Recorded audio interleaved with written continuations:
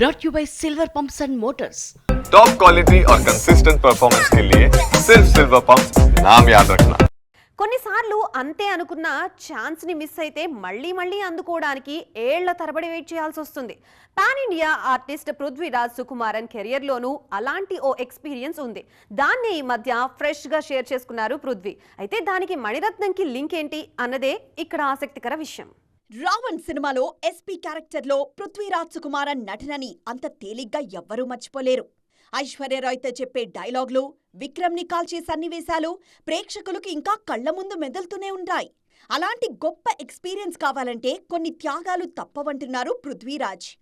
మణిరత్నం రావణ్ సినిమాను ఆఫర్ చేసే సమయానికి పృథ్వీరాజ్ మలయాళంలో సిటీ ఆఫ్ గాడ్ అనే సినిమాకు డైరెక్షన్ చేయాలనుకున్నారట. పృథ్వీరాజ్, ఇంద్రజిత్, పార్వతి కీ రోల్స్ చేసిన సినిమా అది. అయితే కాల్ షీట్లు క్లాష్ రావడంతో పృథ్వీరాజ్ కెప్టెన్ కుర్చీని వదులుకున్నారు. మళ్లీ కెప్టెన్గా పేరు తెచ్చుకోవడానికి 8 ఏళ్లు పట్టిందన్నది పృథ్వీరాజ్ చెబుతున్న మాట. మోహన్ లాల్ నటించిన లూసిఫర్తో డైరెక్టర్గా అందరి ప్రశంసలందుకున్నారు పృథ్వీరాజ్.